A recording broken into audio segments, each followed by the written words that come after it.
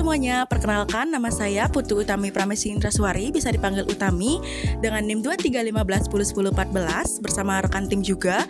Pada video kali ini akan menjelaskan secara rinci terkait aplikasi yang akan kami buat ataupun yang sudah kami buat, yang kami beri nama TransGo ataupun Transportation on the Go, yang pada dasarnya aplikasi ini merupakan sebuah aplikasi layanan transportasi yang akan membantu mobilitas teman-teman semua.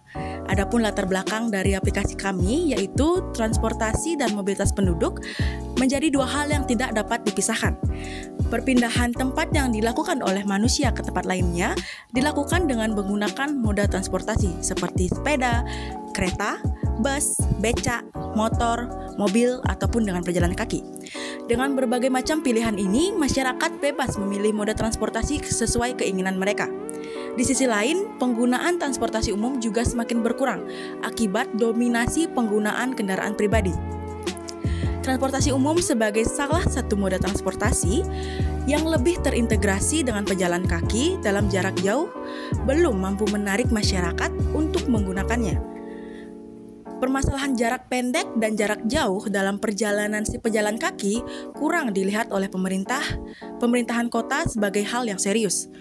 Hal tersebut seiring perjalanan waktu akan menjadi bom waktu dalam sektor transportasi nantinya, yaitu peningkatan kendaraan pribadi dan jumlah jalan yang tidak mampu mengikuti peningkatan tersebut. Selain itu, peningkatan kendaraan pribadi ini juga berdampak pada lalu lintas. Salah satunya menyebabkan kemacetan yang cukup tinggi dan tentunya peningkatan kadar polusi udara. Jika dilihat dari kondisi secara nyata di jalan raya dan sekitarnya, membuat kami ingin membuat sesuatu aplikasi penyedia jasa transportasi yang selain membantu pengurangan kemacetan, juga dapat membantu beberapa usaha yang membuka jasa transportasi. Mengingat pasca COVID-19 yang dirasakan menyebabkan beberapa transportasi umum semakin jarang ada yang menggunakannya. Nah, dari hal tersebut, terciptalah suatu ide untuk membuat sebuah aplikasi bernama TransGo atau Transportation on the Go. Nah, dari masalah tersebut, adanya peluang pemecahan masalah, yaitu pengembangan aplikasi TransGo yang dapat membantu pengguna merencanakan perjalanan mereka dengan lebih efisien. Adapun kelemahannya yaitu informasi rute yang masih kurang akurat, pembayaran hanya menggunakan uang tunai, dan kurangnya integrasi penyediaan jasa. Lalu adapun solusi yang memang sudah ada di masyarakat, yaitu sudah ada beberapa aplikasi perjalanan umum seperti Jakarta Busway, tetapi seringkali masih kurang efisien dan masih terintegrasi dengan sistem transportasi yang ada. Adapun peluang kami terkait aplikasi ini yaitu merancang dan mengembangkan aplikasi TransGo yang menjadi lebih efisien, akurat, dan terintegrasi dengan transportasi publik di Indonesia. Adapun target pengguna dari solusi dan inovasi yang kami tawarkan yaitu masyarakat umum yang kesehariannya menggunakan transportasi publik ataupun masyarakat yang ingin beralih dari kendaraan pribadi ke transportasi publik yang lebih hemat dan juga efisien. Dan pada video kali ini kita menggunakan konsep yaitu konsep design thinking. Mungkin itu saya yang dapat saya sampaikan. Terima kasih. Oke, perkenalkan nama saya Imade Kristiana Dinata dengan NIM 23151101075. Di sini saya akan menjelaskan tentang tahapan empathize. Nah, jadi tahapan empathize ini adalah salah satu tahapan dalam proses desain berorientasi pada manusia atau desain berpusat pada pengguna. Nah, tujuan dari tahap ini adalah untuk memahami dan merasakan pengalaman, kebutuhan, dan masalah pengguna dengan mendalam. Tahap empathize sangat penting karena membantu tim desain untuk mendapatkan wawasan yang kuat tentang pengguna yang akan mereka layani, sehingga mereka dapat mengembangkan solusi yang relevan dan berorientasi pada pengguna. Nah, dalam proyek kami ini, yaitu aplikasi penyedia layanan transportasi publik atau TransGo, tahapan empathize akan membantu kami dalam memahami pengguna yang potensial dan masalah-masalah yang mereka hadapi dalam menggunakan transportasi publik. Nah, yang kami lakukan dalam tahapan empathize ini adalah sebagai berikut. Yang pertama adalah engaging, membangun kontak dengan pengguna yang potensial termasuk calon penumpang transportasi publik untuk memahami latar belakang, preferensi, dan masalah mereka. Melakukan wawancara dengan pengguna untuk mendengarkan pengalaman mereka dalam menggunakan transportasi publik. Yang ketiga itu mengadakan pertemuan atau kelompok fokus dengan pengguna untuk mendalami pandangan mereka. Nah, tahapan yang kedua yaitu observation, mengamati pengguna saat mereka menggunakan transportasi publik, baik itu di tempat pemberhentian, dalam kendaraan, atau di sepanjang rute. Nah, selanjutnya merekam pengguna aplikasi atau layanan transportasi publik saat ini jika sudah ada dan mencatat masalah atau kesulitan yang mereka alami. Selanjutnya melakukan observasi terhadap pengguna yang mungkin memiliki kebutuhan khusus seperti penyandang disabilitas dan lain-lain. Yang ketiga itu tahapan immerse, yaitu merasakan pengalaman pengguna dengan mencoba menggunakan layanan transportasi publik seperti yang dilakukan oleh pengguna, menyertakan diri dalam perjalanan pengguna untuk merasakan masalah, hambatan, atau kebutuhan yang mungkin tidak terlihat dari luar. Selanjutnya mencoba menggunakan aplikasi atau layanan sejenis yang ada di pasar untuk mendapatkan pemahaman lebih dalam tentang persaingan dan kesempatan perbaikan. Nah, pada tahapan empathize ini pula kami melakukan wawancara dengan 4 narasumber yang berbeda dan dari kalangan masyarakat yang berbeda guna mendapatkan responden yang luas.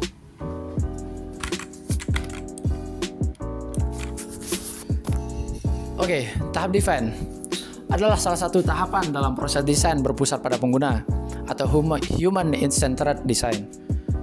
Tujuan utama tahap ini adalah untuk merumuskan dengan jelas masalah yang akan diselesaikan berdasarkan wawasan yang diperoleh pada tahap empathize. Dalam tahap define ini, tim desain akan merinci dan mendefinisikan masalah-masalah yang perlu dipecahkan serta menentukan target, sasaran, dan kriteria keberhasilan proyek desain. Nah, beberapa teknik yang dapat digunakan dalam tahap define ini yaitu yang pertama, menganalisis semua data dan informasi yang telah dikumpulkan selama tahap empathize. Ini mencakup wawancara, observasi, dan catatan dan interaksi pengguna. Data ini digunakan untuk mengidentifikasi pola dan masalah utama. Yang kedua, menyusun pernyataan yang menggambarkan masalah-masalah yang akan diselesaikan. Pernyataan ini harus spesifik dan fokus pada kebutuhan pengguna. Yang ketiga, menggunakan persona pengguna dan empathize maps yang telah dibuat untuk memahami karakteristik pengguna, target, tujuan, kebutuhan, dan masalah mereka. Hasil dari tahap define ini adalah pemahaman yang jelas tentang masalah yang akan diselesaikan, dan ini akan menjadi landasan untuk tahap berikutnya dalam proses desain, yaitu tahap ideate. Yang dimaksud adalah tim desain akan menghasilkan berbagai ide solusi untuk mengatasi masalah yang telah didefinisikan. Nah, selanjutnya yaitu sintesis empathize map. Dari beberapa wawancara yang telah dilakukan dan analisis dari empathize map yang kami buat, terdapat beberapa persoalan yang dialami oleh pengguna saat akan melakukan mobilitas untuk tujuannya masing-masing. Seperti yang pertama, sebagian masyarakat merasa kecewa karena masih banyak kendaraan umum yang belum mengakses daerah di luar pusat kota seperti pedesaan. Yang kedua, sebagian masyarakat menjadi lebih sering menggunakan kendaraan pribadinya untuk berpergian ke sana kemari. Yang ketiga, perlu adanya fitur untuk mempermudah masyarakat di desa mendapat akses kendaraan umum. Yang keempat, perlu adanya fitur penjadwalan dari kendaraan umum secara rinci dan harga yang terjangkau untuk pelajar atau mahasiswa. Yang kelima, proyek ini akan sangat membantu bagi para pekerja di bidang transportasi yang belum memiliki akses digital untuk bekerja sehari-hari. Nah, berikut adalah user persona dari masing-masing narasumber kita.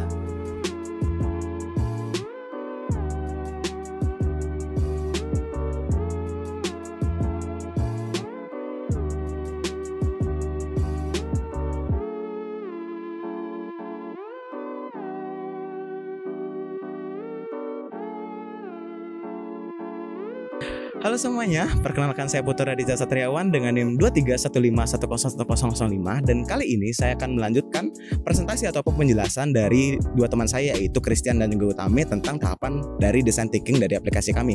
Nah, sekarang kita akan mulai dulu di tahapan ideation. Nah, tahapan ideation ini sendiri adalah salah satu tahapan dalam proses design thinking yang berpusat pada pengguna, yang dimana tujuan utamanya adalah untuk menghasilkan sejumlah ide besar dengan menggunakan rumusan dari tahap define yang tadi dilakukan, yang kemudian dapat disaring dan dipilih oleh tim kami untuk menjadi yang terbaik dan yang paling praktis atau paling inovatif untuk menginspirasi solusi desain dan produk baru yang lebih baik. Nah, tahapan ideation ini lebih kepada tempat berkembangnya inovasi yang mungkin tidak konvensional, sehingga mungkin tidak apa-apa jika ide-ide yang masuk merupakan ide-ide yang tidak masuk akal dan ide liar. Yang penting adalah pada tahapan ini kita berani untuk melampaui solusi yang sudah jelas dan sudah dilakukan. Nah, beberapa teknik yang kita gunakan dalam tahap ideation ini yaitu yang pertama membuat suatu percakapan dalam suatu waktu sehingga diharapkan kesempatan itu dapat menciptakan ide-ide antar tim dengan anggota satu sama lain. Kemudian yang kedua yaitu kita fokus kepada kebutuhan pengguna yang diminta, karena tentunya ada banyak begitu solusi di luar sana yang dapat digunakan, namun pada beberapa kasus yang akan dibahas cukup lakukan yang dapat memberikan solusi sesuai kebutuhan pengguna. Kemudian yang ketiga yaitu judul ide dasar yang dapat dibuat secara singkat, tidak berlebihan dan mudah dipahami, yang dimana dapat membantu membersihkan waktu. Kemudian kita mencoba untuk membentuk solusi dalam bentuk visual sehingga dengan sebuah ide yang dapat dibayangkan kita dapat mempercepat waktu design thinking ini. Kemudian kita tidak membawa penilaian ke dalam brainstorming, tapi yang dimaksud dalam tahapan ini yaitu anggota tim kita persilahkan untuk menambahkan semua ide-ide yang bermunculan dan yang nantinya dievaluasi satu persatu dari ide-ide tersebut. Kemudian kita tentunya harus fokus untuk mencapai kuantitas yang dimana ini harus munculan banyak-banyak ide yang dituangkan ke dalam proses ideation ini. Kami juga melakukan brainstorming dengan tim design thinking serta perwakilan narasumber dan juga perwakilan dari para ahli dalam pembuatan desain aplikasi guna mengetahui prioritas fitur yang akan kami buat dalam desain aplikasi kami. Itu adalah tahap ideasinya, dan sekarang kita masuk setelah tahapan yang terakhir, yaitu setelah semua tahapan dijalankan kita masuk ke tahapan testing. Nah, di tahapan testing ini kita menguji prototipe kita dengan Figma ke 3 narasumber yang berbeda, yang dimana kita menguji 7 task skenario yang sesuai atau relevan dari aplikasi kami, yaitu yang pertama dari menu login, silahkan daftar akun terlebih dahulu lalu login menggunakan akun yang telah didaftarkan. Kemudian task kedua itu reset password dari menu login. Yang ketiga yaitu dari halaman awal kita cek jadwal angkutan umum desa dengan rute Sangsit menuju Singaraja. Kemudian kita cek jadwal mobil BEMO. Kemudian kita dari halaman awal kita coba untuk top up saldo TransPay sejumlah Rp100.000 dengan menggunakan metode Dana.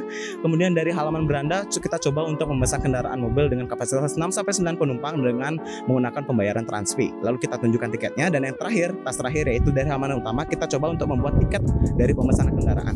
Nah, dari hasil testing prototipe kami mendapatkan bahwa seluruh responden dapat mengerjakan seluruh task skenario dengan baik dan mencapai tingkat efektivitas 100%.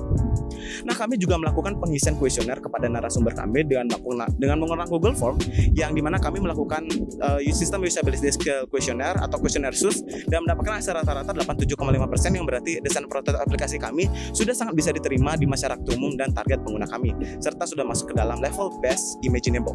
Kami juga melakukan pengisian kuesioner user experience questionnaire atau UEQ ke 3 responden kami dan mendapatkan hasil yang cukup baik untuk dari segi user experience-nya.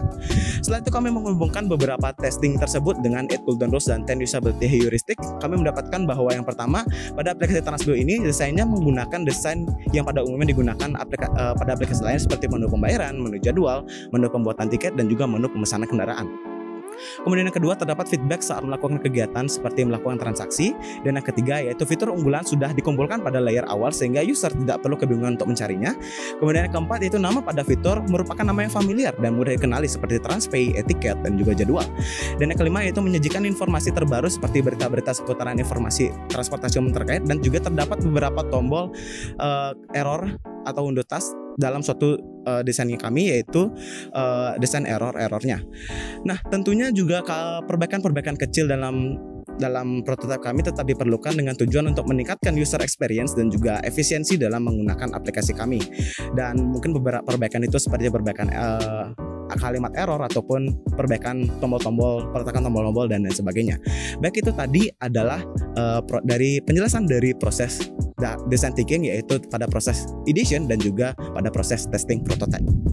Oke, jadi itu tadi penjelasan terkait aplikasi kami yang menggunakan konsep dari design thinking yang ada empathize, define, dan juga ideate, dan juga testing. Kami mohon maaf apabila ada kesalahan dalam penyampaian maupun pada laporan nanti. Akhir kata kami ucapkan terima kasih.